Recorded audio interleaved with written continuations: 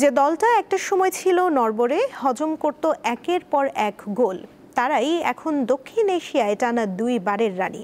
আন্তর্জাতিক অঙ্গনে আবির্ভাবের পর থেকেই ফুটবলের সবুজ গালিচায় বাংলাদেশ নারী ফুটবল দল লিখে যাচ্ছে নতুন সব ইতিহাস। বয়সভিত্তিক কিংবা মূল দল প্রতিপক্ষকে গোল বন্যায় ভাসিয়ে জয়িতারা এশিয়ান অঞ্চলেও ঠাঁই করে নিয়েছে। 2005 সালে দক্ষিণ কোরিয়ায় এএফসি অনূর্ধ্ব-17 বাছাই পর্বে গুয়ামের বিপক্ষে 1-0 গোলে হার দিয়ে 20 বছর আগে নারী ফুটবলে যে যাত্রা শুরু করেছিল বাংলাদেশ, ওই টুর্নামেন্টে জাপানের কাছে 24-0 গোলে বিধ্বস্ত হয়ে লাল সবুজের মেয়েরা টের পেয়েছিল আন্তর্জাতিক ফুটবলের নির্মম বাস্তবতা।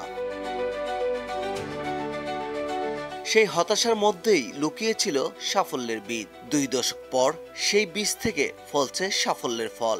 বাংলাদেশের সামনে গোলবন্যায় ভাসছে প্রতিপক্ষ।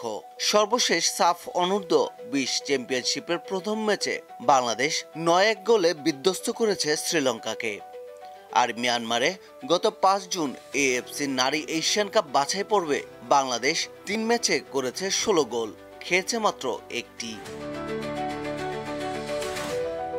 গোলের এই ধারাবাহিকতা হঠাৎ পাওয়া নয়। বাংলাদেশ এর আগেও বেশ কিছু ম্যাচে প্রতিপক্ষকে গোল বন্যায় ভাসিয়েছে।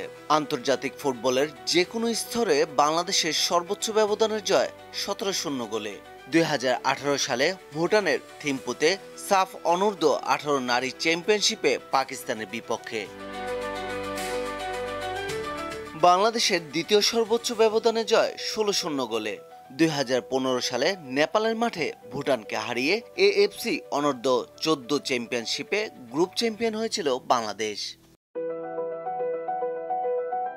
16 গোলের পর 14 গোলের জয়ও রয়েছে মেয়েদের।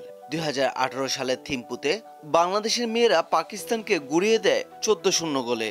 সেটি ছিল অনূর্ধ্ব-15 সাফে।